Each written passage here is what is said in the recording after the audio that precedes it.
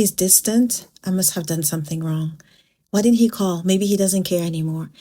These are assumptions, and they are very common. We make assumptions about what people are thinking, what they're feeling, why they did something, why they didn't do something, and sometimes without even realizing that's what we're doing.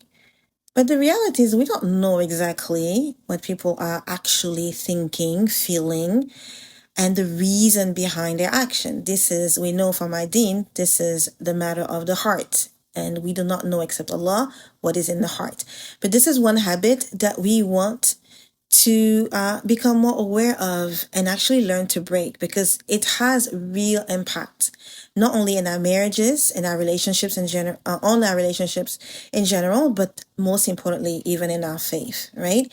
It has impact on how we view Allah, what assumptions we make about Allah, subhanallah. And Allah addresses it directly in Surah Al-Hujurat. He says, "O you who believe, avoid much suspicion.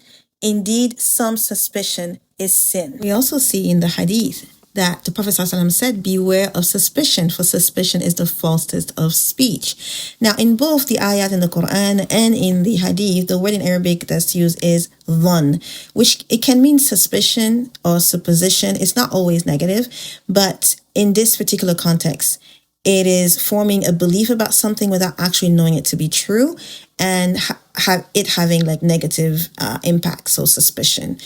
So suspicion is a form of assumption. And this is the kind of assumption that we're talking about in this video today. And if you're new here, welcome to another video. My name is Binta Yahya. I'm a Quran educator, as well as a certified relationship and mindset coach. And in my platform, it's an online platform, Women of Quran Now, where we actually help believing women understand themselves, understand the Quran, and uncover all the hidden barriers that are blocking their way to becoming women of Quran and stronger believers. We are talking on this channel about mindset, relationships, the dabbur of Quran. And so if these are topics that resonates with you, welcome, stay tuned, and subscribe for more. In today's video, what I really want to bring up is how this habit of assuming, of being suspicious about maybe what our spouse is saying, or whatever situation is presenting in our marriage, and we are interpreting it from these very negative lenses without confirming. It really, if we do it on a regular basis, it really causes real damage, discord, and distance between husband and wife. And so, because we do talk about this in Blessed Relationship, which is my marriage program, we go into a whole module about self-communication, number one, before we even looked at communication with the spouse. And so I wanted to talk about this today because, like I said, it has real impact, not only in our marriages, but even in our faith, the way that we think, what we assume even about Allah, subhanAllah, and also in other relationships that we may have at work. It just really bleeds into all the life areas. We've already covered the fact that in our faith, this is not something that we want to keep doing. Number two is, how do we build awareness about this? And how do we understand what causes us to build these assumptions about people or about our situation? What triggers us into this habit? As human beings, we do not like uncertainty. We have a strong need for certainty. And it makes sense because it's linked to survival, right? So things that we don't understand, that are ambiguous, our brain will look for an explanation. And this is where our patterns, our limiting beliefs, our programming, our subconscious programming can really make a difference. So two women can experience exactly the same situation, and they tell themselves completely different stories about it.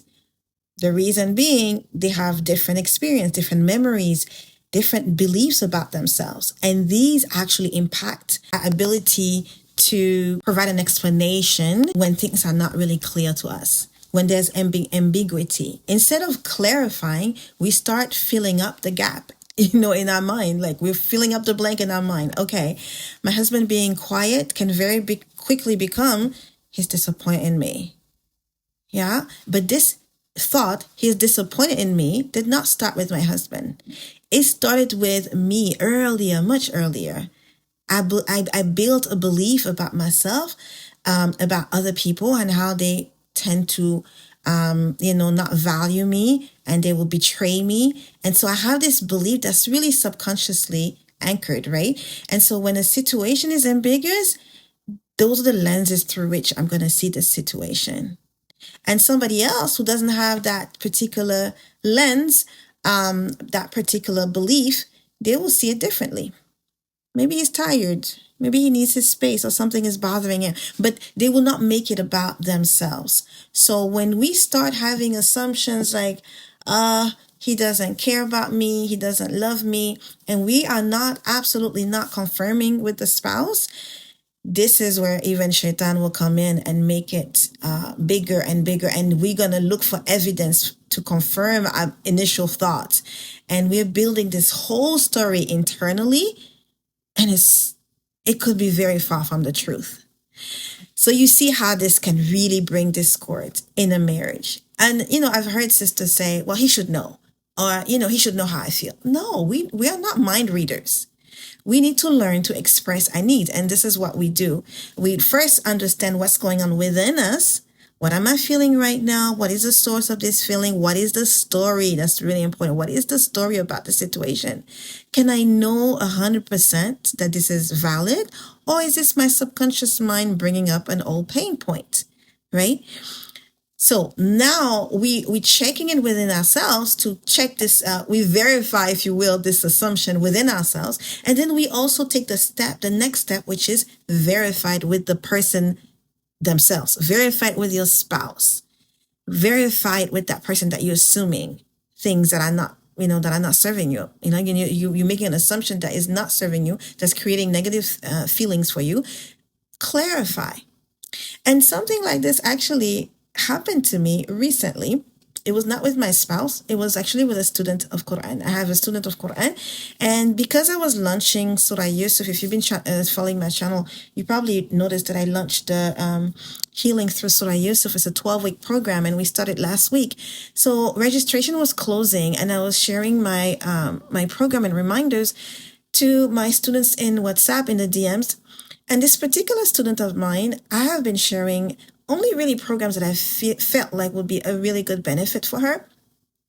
But I noticed that she was not responding. And she would only respond when I would leave a message about a Quran class. Are you coming to class? Or do we have class today? This is when she would respond. But whenever I would share information about my programs, she would be like mute.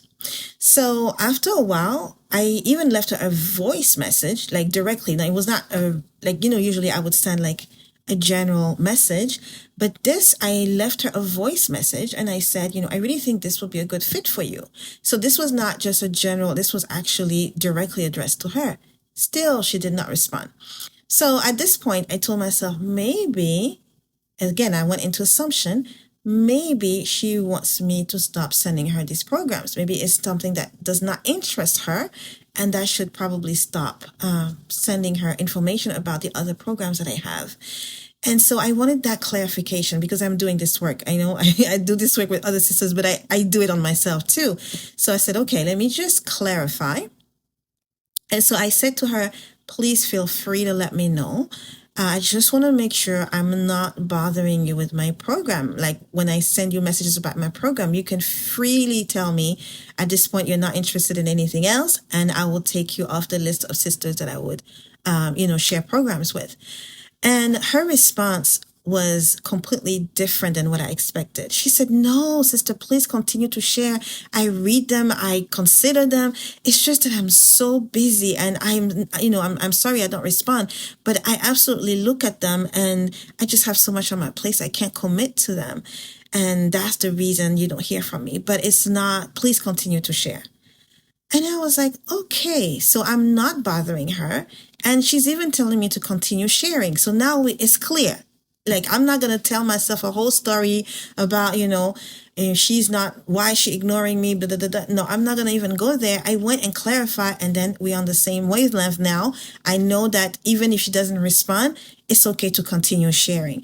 So this was what reminded me about, doing this video today with you guys about how this is a habit that we want to break, because it can really impact our marriage. It can really impact our marriage. If it's a habit that we have that we do not confirm, we just keep assuming and we act based on our assumptions in our marriage, this is it's gonna turn it to vinegar. Like, it really very quickly turn to a discord, a dispute, because the spouse on the other end is gonna feel misunderstood, and depending on his programming, he will either distance himself, go into like his own corner, make his own assumption. He may feel hurt and never bring it up. And so you have two people who love each other, but are not able to have, a pleasant relationship because of all these assumptions. And who is, again, paying close attention to this, because Shaitan's number one priority is to divide families, is to bring discord, is he wants for the husband to pronounce the divorce word. I divorce you. This is like one of the biggest achievements that he is pleased with, right? Shaitan. There's hadith on that.